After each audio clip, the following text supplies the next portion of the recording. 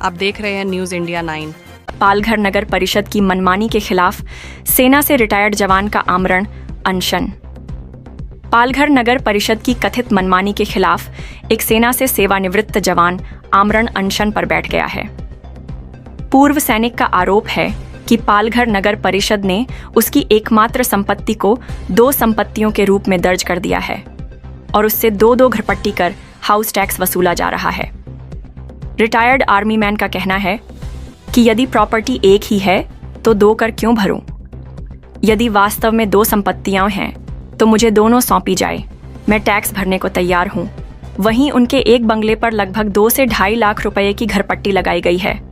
उन्होंने यह भी बताया कि सेना से जुड़ी एक सरकारी योजना के तहत उनकी घरपट्टी माफ होनी चाहिए थी, जिसका उन्होंने संबंधित GR सरकारी निर्णय भी नगर परिषद को दिखाया, लेकिन कोई सुनवाई नहीं हुई।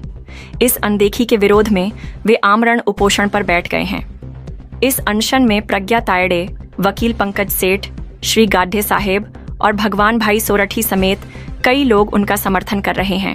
नमस्कार दोस्तों, आज मैं आपको नगर परिषद के बारे में कुछ बताना चाहता हूं कि नगर परिषद की कार्रवाई कैसी होती है। ये लोग राजनीति के कारण, राजनीतिक के लोगों के कारण ये बहुत उल्टे सुल्टे काम करते हैं। मैं थोड़ा एक फ्लैश न्यूज़ में जाऊंगा पीछे की तरफ कि 2022 में पंकज पवार जी CEO थे। उस समय एक महिला की 3 दुकानें तोड़ दी गई। वह इसके लिए तोड़ दी गई कि उनका कहना था कि गणपति विसर्जन है, रास्ता चौड़ा होना चाहिए, लेकिन उस दुकान को तोड़ा गया जहाँ की चौड़ाई 18 फुट थी, लेकिन उस दुकान को नहीं तोड़ा गया जो वॉल कंपाउंड के बाहर बनी है, जिसकी चौड़ाई 10 फुट है। तो ये क्या है? नगर परिषद का अत्याचार है। अब मैं आगे बताना चाहता हूँ कि उनको एक क्लू था, उसमें परदेसी साहब थे, पंकज पवार CEO साहब थे, उन्होंने ऐसा गलत कार्य किया जिससे कि आज भी वो महिला उससे उभर नहीं पाई है। यह एक सिर्फ राजनीतिक नेता अशोक अंबुरे के कहने से हुआ है। ये खुल करके मैं बोलना चाहता हूँ, पहले बोलता नहीं था, लेकिन राजनीति करने वाले लोगों का वर्चस्व नगर परिषद में इतना ज़्यादा है कि वो बोलेंगे वही काम ये सुनते हैं। अभी 1 हफ्ते पहले की बात है कि शुक्ला कंपाउंड में एक दुकान हटाने के लिए आए लोगों ने अर्जी किया था। उस दुकानदार ने जब बोला तो एक महिला की डेयरी का पूरा सामान उठाकर लेके गए, जहाँ पर कि रोड की चौड़ाई 18 फुट थी, वहाँ का सामान लेके गए। जहाँ रोड की चौड़ाई 10 फुट थी, वहाँ का सामान नहीं ले गए। अब मैं यहाँ पर उपोषण पर बैठे हैं, देखिए भाऊ साहब, पुंडरीक तायडे जी, ये आर्मी से रिटायर हुए हैं, बहुत सज्जन व्यक्ति हैं, कानून कायदे का बहुत अच्छी तरह से पालन करते हैं। आज वो उनकी समस्या क्या है, नगर परिषद की परेशानी के कारण उन्हें आज उपोषण पर बैठना पड़ रहा है। अब मैं उनसे कुछ चर्चा करूंगा और उनसे उनकी जुबानी उनकी राय लूँगा। तो अभी देखिए भाऊ राव पुंडरीक तायडे जी हैं, जो आर्मी से रिटायर हैं, आज अपनी मांगों को लेकर के यहाँ पर धरना प्रदर्शन पर बैठे हुए हैं। और ये धरना प्रदर्शन उनका ऐसा है कि बगैर खाए बगैर अन्न जल के यहाँ पर प्रदर्शन कर रहे हैं। तो मैं इनसे पूछना चाहता हूँ कि सर, आप अपना थोड़ा परिचय बताइए और आपका तकलीफ़ क्या है, आप क्यों बैठे हैं धरना प्रदर्शन पर? मेरा नाम है डॉक्टर भावराव तायडे, आर्मी से रिटायर्ड हूँ मैं। कारगिल युद्ध में मैंने सहभाग लिया है और मैंने 2008 में मैंने जो नगर परिषद से परवानगी लिया था घर बांधने की, जो अनशन कर रहा हूँ घर उसके लिए, मेरा टैक्स के लिए है, घर बांधने की परवानगी लिया था, परवानगी उन्होंने दिया है। और 2009 में मेरा घर कंप्लीट होके भोगवाटा भी उन्होंने दिया है, रहने का परमिशन भी उन्होंने दिया है। 9 और 10 की घरपट्टी मैंने खुद होके वहाँ पे भर भी दिया है, घर नंबर भी मिला है। लेकिन घरपट्टी भरने के बाद मैंने नगर परिषद को लिखित लेटर दिए हैं कि जो नगर पालिका में आर्मी एक्समैन है, वीर पत्नी है, इनको घर टैक्स माफ़ करना है। तो उन्होंने कहा है कि जहाँ जहाँ आपने घर टैक्स माफ़ किया होगा वो आदेश जोड़ दो। मैंने वो आदेश भी उनके साथ जोड़ दिए हैं, उनको लेटर दिया है, लेकिन उनके ऊपर उनका कोई जवाब नहीं था।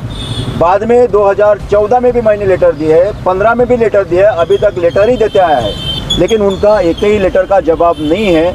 ना उन्होंने मुझे घर टैक्स बिल का कोई मांगनी भी नहीं किया है, दिया भी नहीं है। हालांकि क्या है कि जो हर साल में घरपट्टी का बिल देना अनिवार्य है, उसके ऊपर रिश्यू लेना जरूरी है, लेकिन उन्होंने वो किया नहीं है। लेकिन मेरे लेटर को भी उन्होंने जवाब दिया नहीं है, वो कचरे की टोपली समझ लिया उन्होंने।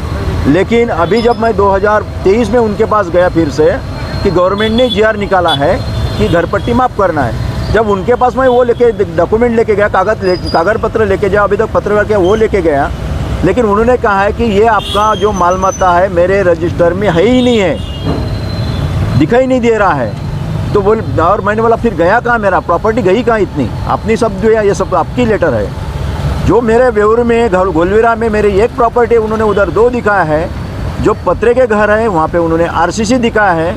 इतना जो भुंगड़ कारोबार चल रहा है इतना कहीं भी नगर पालिका में नहीं है। लेकिन मैंने फिर भी ये की मांग किया है कि जो को मेरा ही कर दे। उन्होंने 2023 में मेरी बंगले की नोंदनी उनके रजिस्टर में किया, मगर उन्होंने जो मुझे बिल दिया है वो 2009 से उन्होंने कैलकुलेट करके 2,63,000 रुपये दिया है। लेकिन मैंने बोला ये मैं भर नहीं सकता हूँ, मेरा पहले ये जवाब दे दो कि मेरी जो प्रॉपर्टी दिखा है गोलवीरा में वो मुझे दीजिए, मैं घर पट्टी भर देता हूँ। लेकिन जो मेरा बंगला बांधा जो भोगवाटा दिया है मैंने घर पट्टी भरा है, और जो मैंने मांगने किया था कि ये घर माफ़ होना चाहिए, घर टैक्स माफ़ होना चाहिए, तो आपने बंगला ही मेरा आउट कर दिया, प्रॉपर्टी आउट कर दिया है। तो मुझे चैन नहीं पड़ा था। इन्होंने आखिर मुझे एक सैनिक को जब्ती की नोटिस दिया, घर जब्ती की नोटिस दिया है। वो मेरे लिए बहुत मेरे इज्जत के लिए पूरा ये हो गया, कालिम्बा हो गया है। तो मैं ये बर्दाश्त नहीं करना चाहता, इसलिए मैं अनशन के लिए बैठा हूँ। अभी भी मेरा यही कहना है, मैं ना खाते हुए ना पीते हुए मैं अनशन कर रहा हूँ, जिसको बोलते हैं अन्ना त्याग, भूख हड़ताल। मैं वो कर रहा हूँ जब तक मुझे न्याय मिलता नहीं है, कि घर टैक्स पूरा माफ़ होता नहीं है, मैं यही करते रहूँगा। लेकिन मुझे ये पता चला है कि जितना पाकिस्तान में हमको संघर्ष करना नहीं पड़ा वो आज यहाँ नगर पालिका के साथ करना पड़ रहा है। लेकिन नगर पालिका में ऐसा सोचा है कि सैनिक का एक ही यम रहता है, खाली दुश्मन को ये कर देना।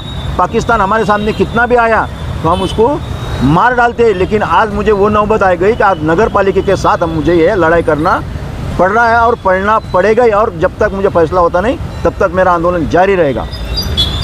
दोस्तों, इन्होंने अपनी पूरी व्यथा सुनाई और आपने व्यथा को बहुत अच्छी तरह से देखा कि नगर परिषद कैसे करती है। सही बात है कि नगर परिषद अभी जो ये घर पट्टी की बात बताते हैं, बहुत लोगों का ऐसा शिकायत है कि जिसकी नगर परिषद ने घर पट्टी पहले 10,000 बताया था, फिर 2 महीने के बाद उसका 25,000 कर दिया है।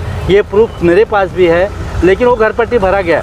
अब आगे तायड़े जी, आप आगे क्या करना चाहेंगे? इसके आगे आपका क्या इरादा है? मेरा इरादा ये है कि उन्होंने आके मुझे मेरा जो है वो घर पट्टी माफ़ करना है। उन्होंने खाली मुझे इतना ही दिखा रहे हैं कि वो खाली 2020 का GR है। ठीक है, एक्सेप्ट करते 2020 का GR है, लेकिन मेरे लेटर है 2011 से चल रहे हैं अभी तक। उन्होंने एक भी जवाब दिया नहीं है। इसका मतलब ये जो है ये सैनिक के लिए, इसको भी हमने इससे पहला भी कल मुझे फ़ोन आया था नगर पालिका से, आपका सत्कार कर रहे हैं हम। मैंने बोला मेरा सत्कार की कोई ज़रूरत नहीं है, सैनिक को सत्कार नहीं होता, हमको खाली ज़मीन चाहिए और सामने वाला दुश्मन चाहिए। लेकिन ये सत्कार से ज़्यादा जो सैनिक के जो प्रॉब्लम है, वीर माता के, वीर पत्नी के जो प्रश्न है, वो तत्काल गति से छोड़ना चाहिए, वही हमारे लिए सत्कार है। शुक्रिया तायड़े जी, आपने बहुत अच्छा जवाब दिया न्यूज़ इंडिया 9 और महाराष्ट्र तक के लिए। और मेरा एक पर्सनल तजुर्बा है और मैंने देखा है कि बहुत सारे लोग जो कि नगर परिषद से त्रस्त हैं, उनके कानूनों से त्रस्त हैं। ये जब चाहिए जब किसी का मकान तोड़ देते हैं, बगैर नोटिस दिए कर देते हैं, कुछ भी कर देते हैं। ऐसे में नगर परिषद के जो अभी नए CO साहब आए, उनकी कार्यवाही बहुत अच्छी है, बहुत अच्छे कार्य कर रहे हैं। शायद ये न्यूज़ जाने तक और तायड़े साहब बैठे हैं, शायद कोई रास्ता निकाले। इसके लिए पालघर से न्यूज़ इंडिया 9 इनका शुक्रिया अदा करता है कि जल्द से जल्द तायड़े साहब का प्रॉब्लम सॉल्व हो। पालघर से न्यूज़ इंडिया 9 का